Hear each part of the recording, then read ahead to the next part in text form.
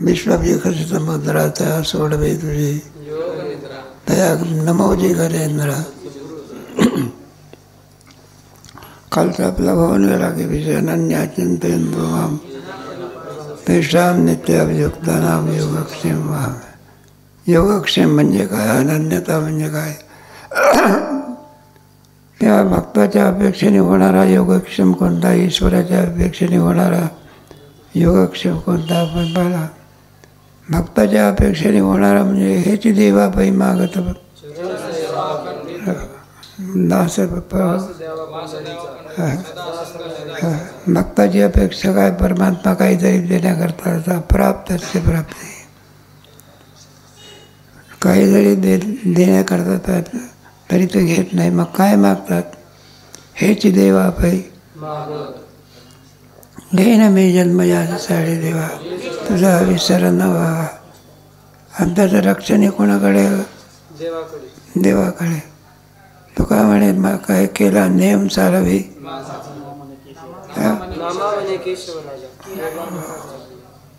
आणि ईश्वराच्या अपेक्षा म्हणजे त्याच्या ठिकाणी असणारं अज्ञान निवृत्त करणे. काय म्हणून भगवान अर्जुनाचं अज्ञान काय करतात, निवृत्ती करतात. सगळ्या या दुःखाला कारणीभूत जर काही असेल तर स्वस्वरूपाचं अज्ञान. आणि ते अज्ञान ज्याच्या द्वारा असे ज्ञान कोणाजवळ आहे, परमात्म्याजवळ. ददामी बुद्धियोगंता काय करे तेषामेवानुकं पार्थ मम ज्ञानजन्तमः नाशयाम्यभावस्तु ज्ञानदीपेन. आपण कल्पना केली अनन्यता म्हणजे काय वगैरे विषय होऊन गेला की आता ही व्हावी आपली महाबळवी नाही. विश्वविकसित विद्या तया सोडवी तुझी तया नमोजी. इथं गणपतीच्या रूपकाने हे रूपक केलेलं आहे. श्री गुरुचे रूपक करते वेळी जे अनेक हे आहे ना, त्याच्यामध्ये दोन फार प्रसिद्ध आहे. एक 16व्यातलं रूप महाबळवीचं विश्वाभा, सूर्याच्या दृष्टीने केलेलं ते रूपक आहे. सूर्य उगवल्यानंतर काय काय घटना होतात किंवा सूर्य मावळल्यानंतर काय काय घटना होतात, सुंदर असं वर्णन. अप्रतिम आहे असं म्हणतात. आपला काही तेवढा अभ्यास नाही, पण जे साहित्यशास्त्राचा अभ्यास करतात ते म्हणतात पुष्कळचे ग्रंथकार झाले, त्यांनी ग्रंथ लिहिले. पण ज्ञानेश्वर महाराजाच्या रूपकाची कोणीच बरोबरी करू शकत नाही.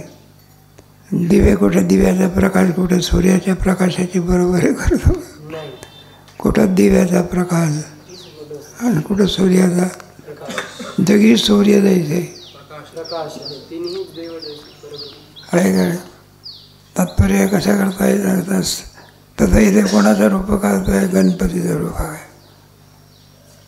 त्याचं ते रूपक आहे. आणि त्या नमोजी श्री गुरुराया.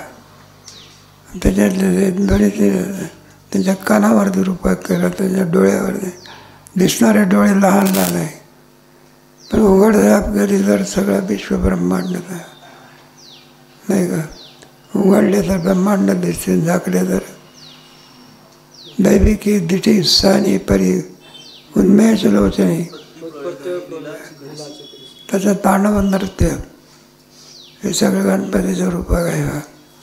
तुमच्या एक अथर्व शीर्ष म्हणून आहे, त्या अथर्व शीर्षामध्ये गणपतीचं रूपक केलेलं आहे. ओम नमस्ते गणपते तुम्ही प्रत्यक्षं तत्त्वमसि कर्तासी धर्तासी सर्वं खलिदं ब्रह्माचे सुंदर वर्णन केलेले आहे. सर्वं जगदिदं तत्त्व जायते तत्तिष्ठती तत्प्लश्यति. तुमच्यामुळे जे संपूर्ण जगत उत्पन्न होते, तुमच्या ठिकाणी राहते चत्वारी प्रमाणे. त्वं ब्रह्मा स्वम इंद्र त्वं वदा त्वं अग्निस्त्वं चांद्रमसा सूर्यस्वं. असं सगळं तर अथर्व शीर्ष म्हणतात. तेव्हा गणपती हे देवता आहे ना, ज्या काही देवता म्हणून मानलेल्या आहे, 5 देवता मानलेले आहे. त्याच्यामध्ये ब्रह्मा, विष्णू, महेश, गणपती, सूर्य आणि शक्ती असे 5 देवता मानले आहे. त्याचं वर्णन पुष्कळच आहे. तेव्हा गणपतीच्या रूपकाने श्री गुरुचं काय करतात, त्याचा परिणाम असा म्हणला, वर्णन करता येत नाही, पण वर्णन जरी करता येत नाही, पण आपल्या कल्याणाकरता केल्याशिवाय राहू नये. त्यांना आवडो की न आवडो, पण आपलं काम आहे. कोणतं काम आहे?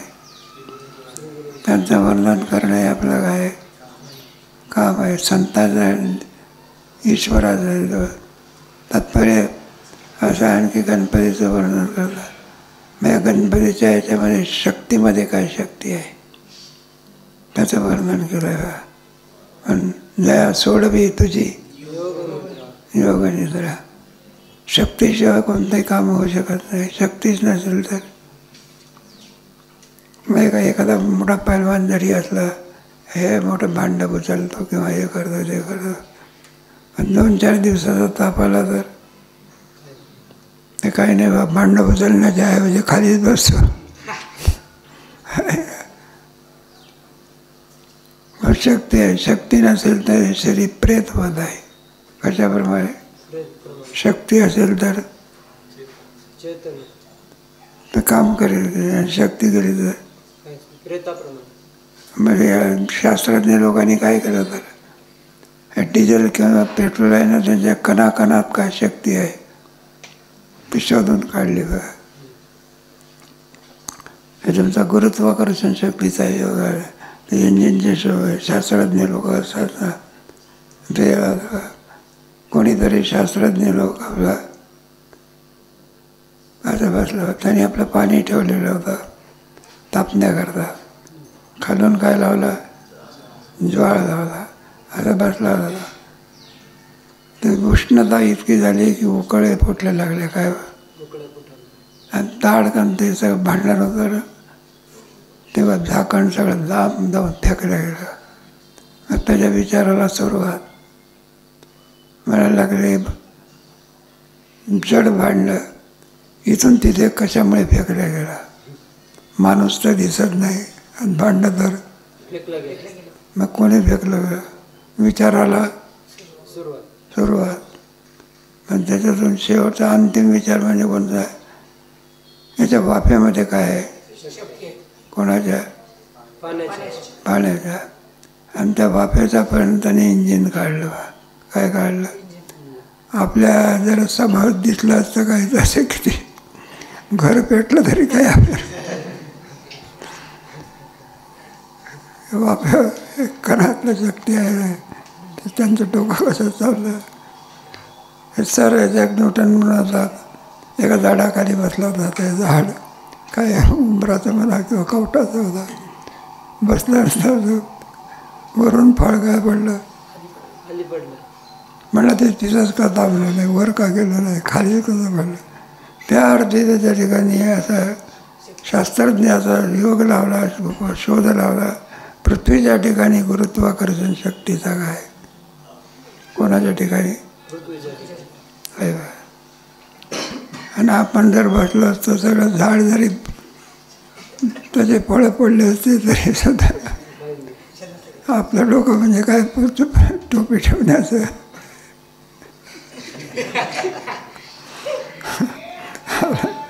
जाऊ द्या दृष्टांत सांगतो. तेव्हा एक शास्त्रज्ञ शक्ती म्हणतात. काय म्हणतात त्याला? एका पेट्रोलच्या कणामध्ये सुद्धा काय म्हणजे जे केवढे इंजिन असतील, किती डबे असतात सुद्धा, आणि पेट्रोल नाही भरलं तर बरंच हातात पाणी गेलं, बाटली उडते का? मग शक्ती आहे कशावर? नसेली पदार्थात सुद्धा शक्ती आहे. हे जे दारू पिणारे माणसं असतात ना, त्यांच्याकडे जे विपरीतपणा कोणामुळे आलेला आहे? तर दारूमध्ये काय बरं, दारूतली शक्ती दिसते का? दिसत नाही बरं का. आणि ते प्याल्यात ठेवली, काय ठेवली? दारू ठेवली. मग त्याच्यात शक्ती आहे असं म्हणतो, उड्या मारते का? आणि तेच माणसाही प्याला तर नागडा म्हणतो मी राजा आहे. मनुष्यत्वाचा विसर पडण्याची शक्ती कोणात आहे? दारू. जाऊ द्या. म्हणून ग्रंथकाराने शास्त्रकाराने दारू पिणारा महापाप म्हटलेला आहे. कोणतं? अहो इतकं काही गुन्हा केला का, कोणाचा काही खून केला का, काही चोरी केली का, महापाप म्हणतात तुझे. माणुसकीच नाही ती करते, काय करते म्हणून कोणतं पाप म्हटलेलं आहे? महापाप. काय करे ध्यायते विषयान पुंसा संग.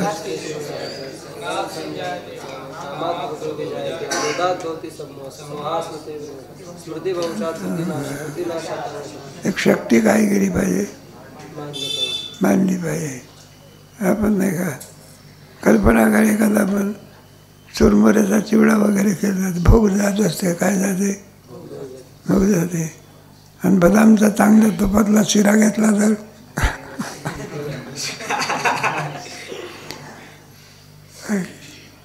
शक्ती असते त्याच्यात. हे मांसाहारी लोक आहे ना, ते म्हणलं मांस खाण्यामध्ये शक्ती आहे. हा गैरसमज आहे. काय खाण्यात शक्ती नाही, उलट पाप वाढवण्याची काय.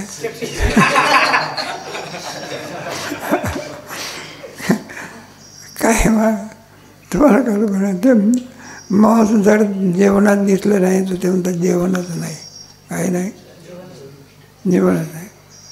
इतके लोक त्याच्या अधीन गेलेले असतात. जर ते दिसलं ना तरच म्हणतं काहीतरी काय जाऊ द्या, जास्त विषयांतर नको. मग शक्ती काय केली पाहिजे?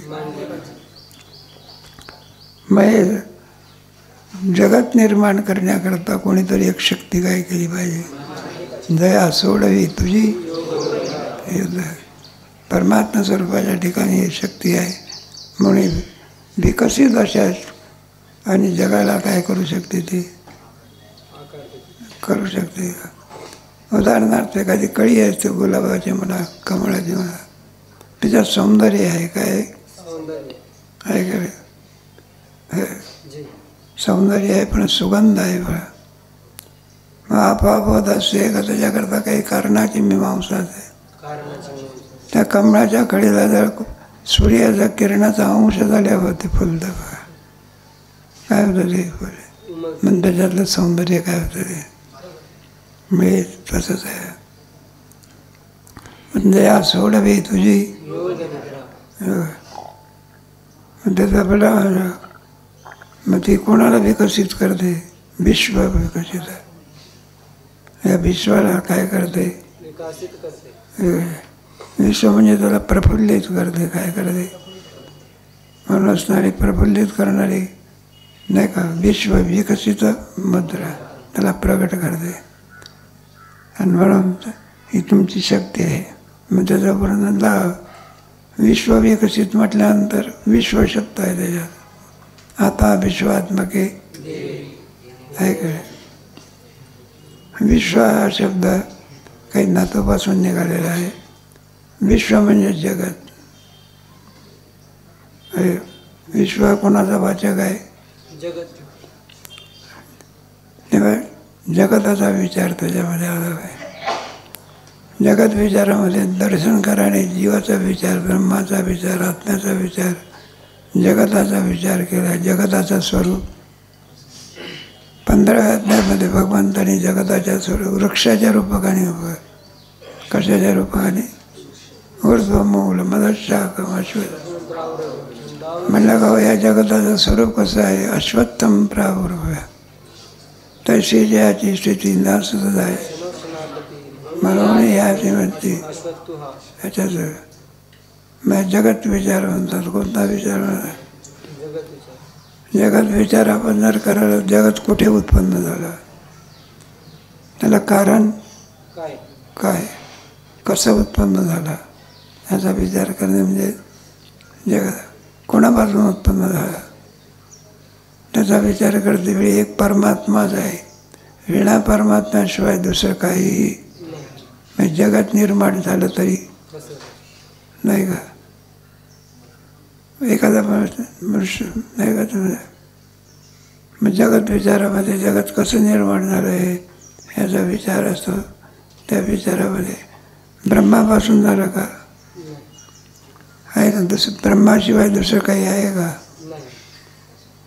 आणि त्याच्यापासून ते असंग स्वरूपात आहे. सगत सजाती विजातीय भेद आहे, देश काळ परिचित शून्य असं आहे ना, असंग स्वरूपात आहे. निर्विकार, कोणताच विकार, अविकारी होयम उच्चते गीतेमध्ये आहे ना. मग असल्या प्रकारचं जे ब्रह्म आहे, एकमेव अद्वितीयम, मग त्याच्यापासून जगत निर्माण होईल दिसते याची. म्हणजे काहीतरी कारण काय करावं लागेल, संगती काय केली पाहिजे, आहे का नाही? मग काहीतरी संगती लावायची. रंगनाथ गुरुजी सांगत होता त्याची संगती. कोणीतरी शास्त्री महाराज कोणाकडे तरी अतिथी म्हणून गेला, काय एवढा वेळ झाला, रात्री मुक्काम केला, गादी बिदी खोलीत टाकून दिली सगळं काही. हे मग शास्त्री महाराज पुराणिक भाव झोपले. आणि सकाळच्या वेळी मग मोठ्याच्या घरी काय असते ते अंतरून द्या, झाडपूर करणारा कोणीतरी मनुष्य, तो झाडझोड करणारा मनुष्य होता. त्याने पाहिलं अंतरून ओलं दिसलं. काय दिसलं? अंतरून आता शंकेला सुरुवात. मला ओलेपणा आला कसा? बरं, शास्त्री बाबांनी देवधर्म केला तर शास्त्री आहे लहान पोर आहे का? कुठे आलं का? कुठे हे व्हायला? माझं अंतरून तर काय झालं काय काय? माझा घरातला म्हणलं त्यांना उशाशी काय होता, पाण्याचा काय ठेवला होता, त्या तांब्यामुळे काय झालं असलं पाहिजे. आपण त्याला चांगलं बुडवतं की मग शास्त्री बा काही इतका वेळा आहे का तांब्यातलं पाणी खाऊन उभं करायला? माझा अंतरून तर काय झालं, संगती काय लावायची माझा? शास्त्री बा काय हातात तांब्या घेऊन काय ओलं करीत काय? ओलं झालं याची वाट काय?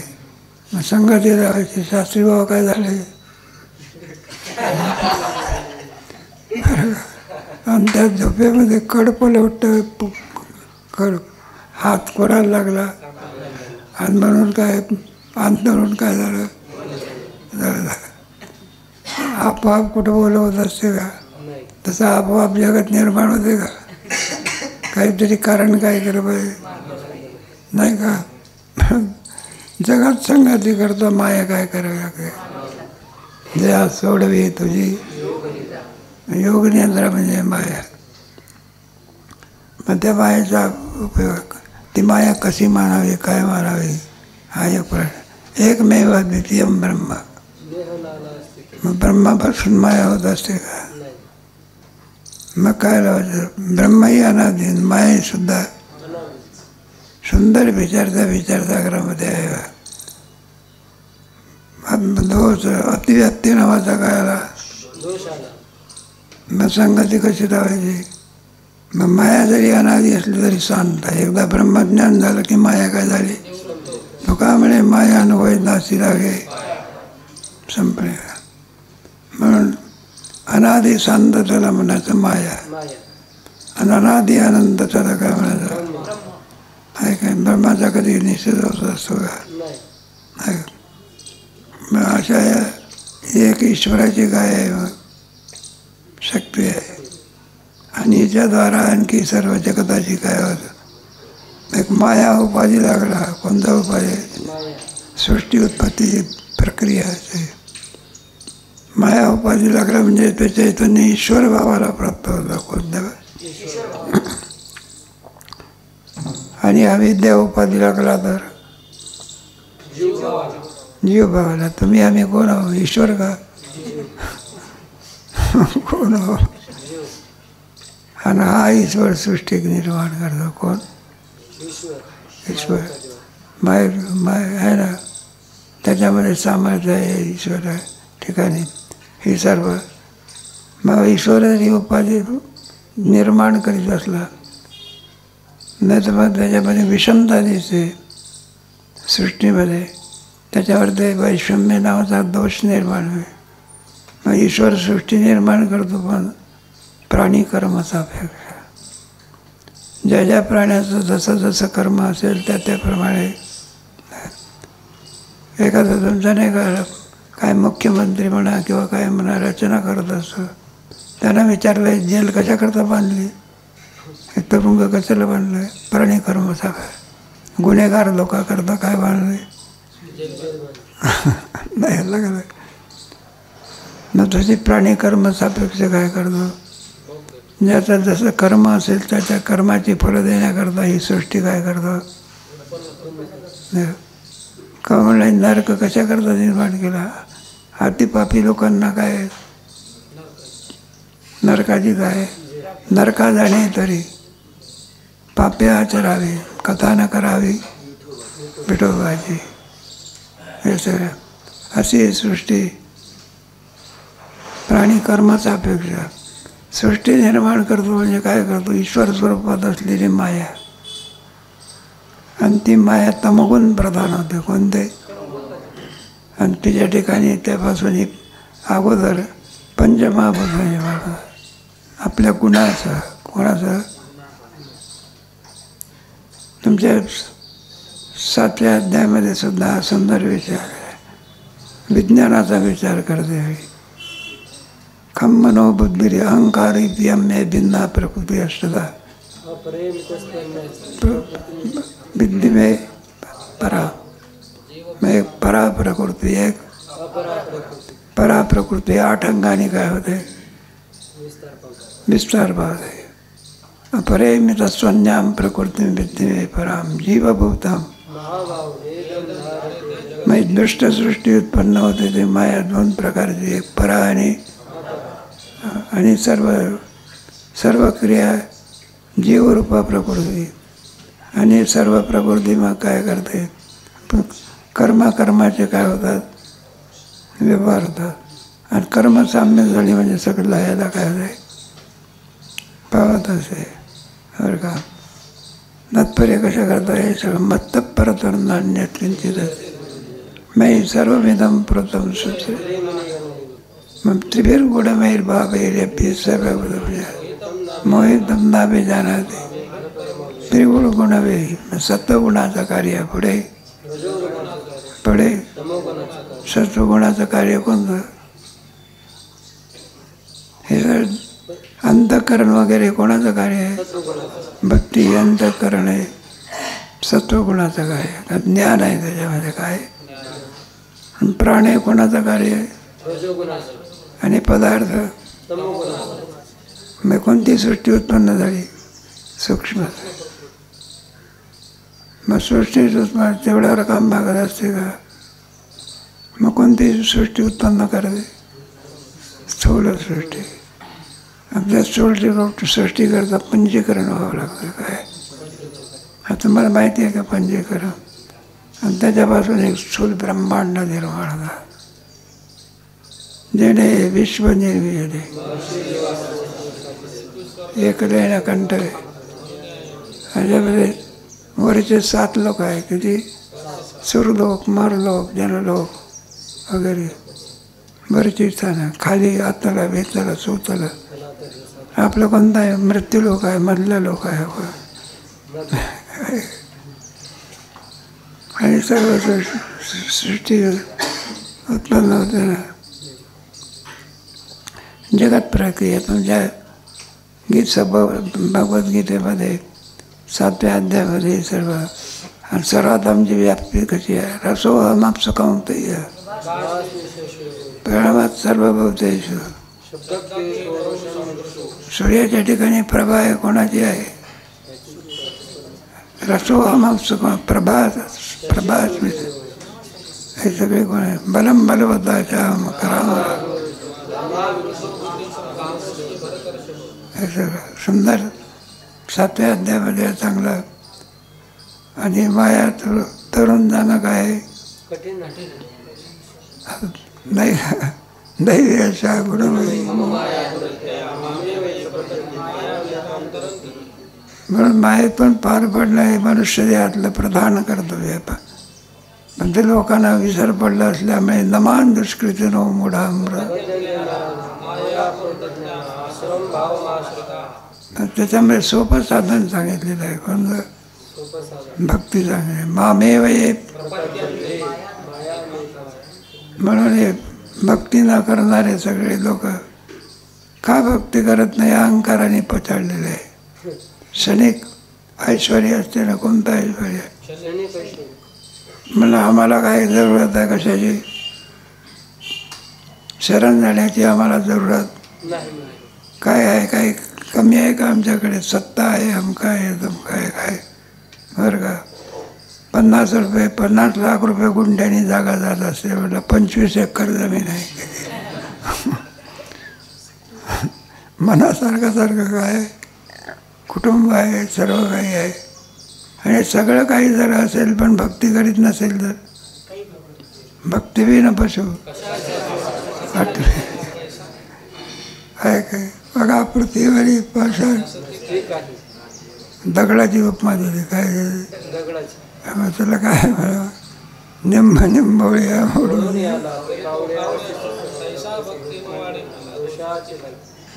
तैसे भक्तिहीनाचे जो स्वप्नी संसार दुःखाची बाई. मग भाग्यवान कोण? जो भक्ती करतो, नाही का? म्हटलं चतुर्विधा भजन्ते माम, ज्याला विदारात सर्व येते स्वामी आहे काय? आणि त्याच्यात परमोच्च स्थिती मला होऊन गेला की महात्मा नसतो माम दैवीम प्रकृती महासुद्धा भजन जन. तात्पर्य ही सर्व सृष्टी त्याच्यामध्ये कसे?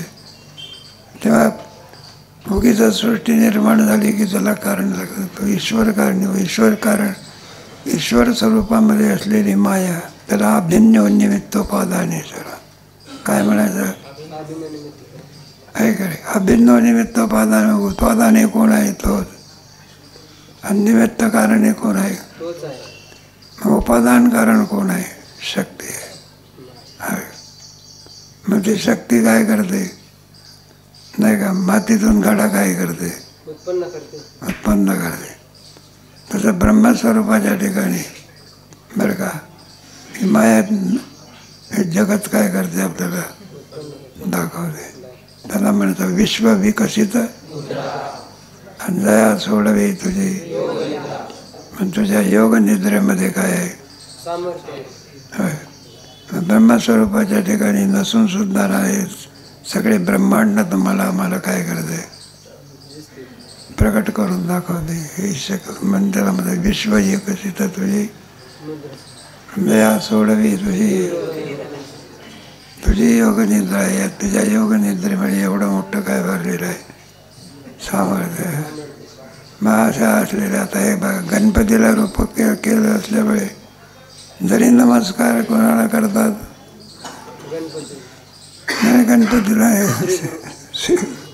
कोणत्या रूपाने? गणपती आहे का? श्रीगुरु गणपती आहे का? मग गणपतीचं रूप का करतात? त्याच्या कार्याच्या रूपाने. कोणाच्या रूपाने? त्याच्या स्वरूपाच्या रूपाने. म्हणजे गणपतीपेक्षाही तुमच्या ठिकाणी अधिक समर्थ आहे. मग गणपतीमध्ये किती सामर्थ्य आहे? म्हटलं बापापेक्षा अधिक सामर्थ्य आहे. गणपती कोणाचा मुलगा आहे? नाही घरी. वडिलांना सुद्धा आणि कल्पना एवढी शक्ती आहे गणपतीमध्ये. म्हणजे त्रिपुरी नावाचा राक्षस होता. त्या राक्षसाने सगळे देव काय घातले ते बंदी काय. कोण सोडवेल त्यांना? त्यावेळेला शंकराची काय केली? प्रार्थना केली. म्हणून पण यश येईना, काय होईना. आणि तो राक्षस बलाढ्य हे व्हायला लागला.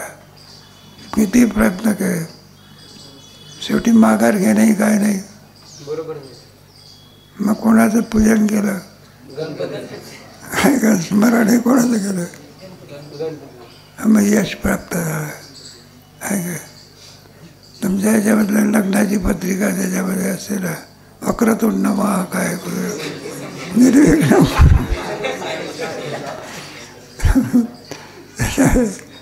आणि मग काय म्हणजे बापापेक्षा सुद्धा आणि गणपतीचा वैभव काय झाला तो प्रसंग आठवून द्यायला. दुसऱ्या भावीमध्ये काय केलेलं आहे म्हणून शिवेशी कंटाळा.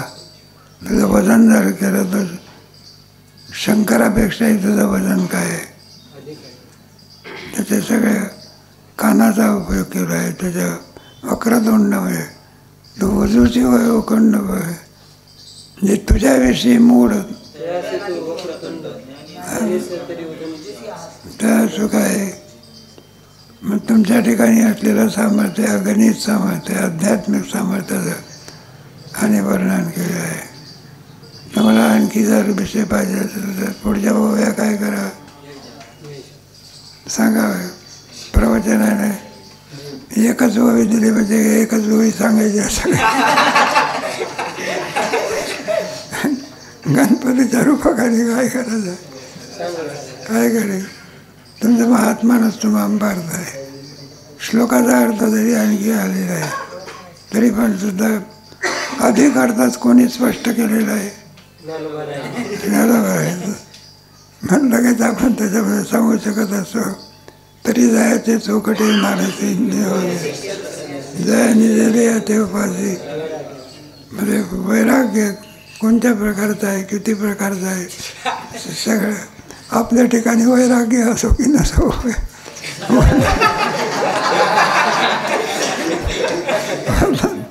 वर्णन करायला.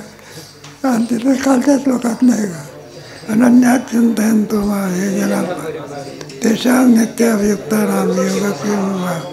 तिथं आपण वर्णन केलेलं आहे. मग एवढं जरी भक्ती आपल्या ठिकाणी नसेल वर्णन करायला काय हरकत आहे.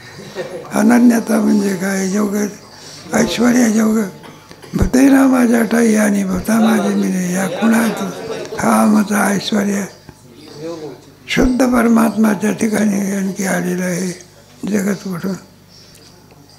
आता योगक्षम म्हणजे काय ऐश्वर्य योग म्हणजे काय अनन्यता म्हणजे काय मध्ये पाडून सांगा.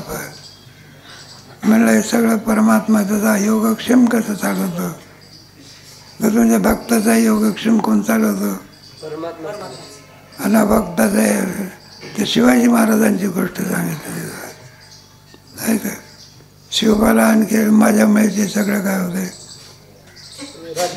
किल्ल्यावर ते सगळे होते बाई काय भरपूर मधून मी म्हणून हे जगतात मी नाही तर उपाशी मरते. तो ब्रह्मकुंडने नियुक्त केला. मग रामदास स्वामीने हाका मारल्या कोणाला शिवाजी महाराजांना. म्हटलं शिवबा इकडे एक मोठा दगड होता त्याच्यावर घन मारायला लागलं. दगड काय झाला फुटला आणि त्याच्यात कोण निघाली बेटकोळी ती पिल्लं निघाली बा काय लगेच रामदास स्वामी मारला. म्हणलं शिवबा त्याच्यात पाणी होतं बघा हे तू निर्माण केलं असेल पाणीने जगवत होतं. लगेच शिवाजी महाराजाचे डोळे उघडले. म्हणलं कोणीतरी परमात्मा आहे आणि या सर्वाचा योगक्षम कोण माझं नाही काय काय तयामुखी चार कोण घाले पाषाणाचे पोटी जन्मला दर्द आणि तयामुखी चार मग कोण करणार आहे. म्हणजे सर्वांचाच योगक्षम कोण चालवतो पण एवढा आहे आपल्याला समजत नाही. भक्ताला माहिती असते हा योगक्षम चालवणारा मी नसून कोण आहे परमात्मा आहे. आणि आपल्याला काय वाटत असतं मी आहो म्हणून तुमचं चालतंय. एखादा उद्धट मनुष्य म्हणतो नेहमी मंडळीला म्हणतो मी आहे तोपर्यंत माझा मारून घ्या आणि पुढे तुमचे कुत्रे काय करत नाही. ती बाई बिचारी अशी शिवायला लागेल. मग तिला कुठेतरी बाई भेटली बघा ती म्हणत तिला सगळं माहिती होतं. मी म्हणलं असं असं आहे आमचे यजमान नेहमी म्हणतात. मग तिने सांगितलं म्हणलं कुठं सांगा. ते म्हणतात की माझ्या पश्चात तुमचे कोण हाल करतील खाऊ दे म्हणला. म्हणून हे सर्व करणारा परमात्माच आहे. वृक्षाचे पान आहे काय मग जगात उत्पन्न करणारा कोण परमात्मा. पुढे त्याची स्थिती ठेवणारा कोण? परमात्मा. उत्पत्ती पुढे स्थिती आमच्या सल्ला इथं करणारा आहे कोण आहे? परमात्माच आहे. जोपर्यंत आहे तोपर्यंत नियंतृत्व कोण करतो? जगन्नियंता कोण? गेला वृक्षाचे पान आले झाले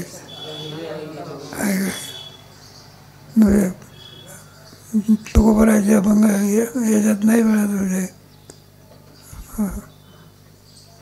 चाले शरीर मग सर्व एवढंच आहे. योगक्षेम करणारा परमात्माच आहे आपला आहे काय. हे ज्ञान ज्याला असते त्याला भक्त म्हणायचं आणि हे ज्ञान ज्याच्या ठिकाणी नाही त्याला काय म्हणायचं? हा भक्त म्हणायचा. आसुरी संपत्तीमध्ये ईश्वर काय करीत नाही? मानत नाही. ईश्वर मानत नसेल त्याने जगतामध्ये आपली मोठी हानी केली आहे. विसरली तया आणि पचती रकाने 84 त्याच्यातही सुद्धा ईश्वर न मानणारा आहे ना कोणत्या खाणीत जाईल काही सांगता येत नाही. असं मग ईश्वर एक गोष्ट सांगणार तुमचे ऐकीव गोष्ट आहे. ते टिळक होते ना, ते टिळक आणि गोखले यांची जोडी होती. टिळक ईश्वर मानायचे आणि ते गोखले काय करायचे? ईश्वर काय करीत नसत, मानत नसत. ते म्हणला कुठला आला ईश्वर? सगळे आगाऊ वर्णन आहे. तरी पण सुद्धा ते विष्णू सहस्रनामाचा काय करत असत? नास्तिक. ईश्वर काय करीत नव्हते? विष्णू सहस्रनामाचा काय पाठ. मग त्यांना विचारलं म्हणलं का तुम्ही तर ईश्वर तर मानत नाही, मग विष्णू सहस्रनामाचा पाठ घेण्याचा अर्थ काय? म्हणलं माझा पूर्ण विश्वास आहे ईश्वर नावाची वस्तू नाहीच म्हणून. म्हणजे मग ईश्वर नावाची वस्तूच नाही, ईश्वरला तुम्ही मानत नाही तर ईश्वर पाठ करण्याचं का? म्हटलं घ्या असलाच तर. मग काय करायचं? त्याला सांगेल तुझं नावाचं जप करत होतो.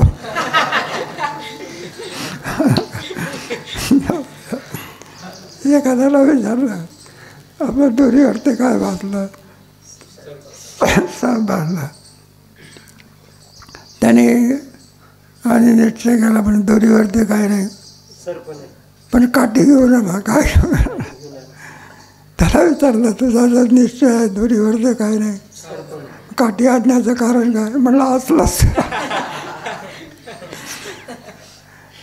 जाऊ द्या दृष्टांत. तेव्हा ईश्वर मानणं हे मनुष्य देहातलं काय आहे मुख्य कर्तव्य आहे. विसरली तया थोर झाली म्हणून तो गोवाराने म्हटलं तुझा विसर नवा हेच दान दे का देवा गुणगायी नावळी. हेच एक सुंदर असा तात्पर्य. म्हणून नास्तिक वर्ग आणि आस्तिक वर्ग. नास्तिक वर्ग काय करतो? ईश्वर पाप पुण्य वगैरे काय करीत नाही. नास्तिक वर्ग काय मानतो? ईश्वर मानतो. त्या मान्यामध्ये भक्ताचे प्रकार पडले. भक्ताच्या प्रकारामध्ये योगक्षेम परमात्मा कुणाचा अनन्य चिंतयंतो हे जना परिपासते तेषाम नित्य अभियुक्तानाम. आणखी तुमचा 2-3 झाले महात्मा नास्तमा झालं, अनन्य चिंतयंतो झालं, विश्वविकसित तद्बुद्ध याचा विचार कधी करू?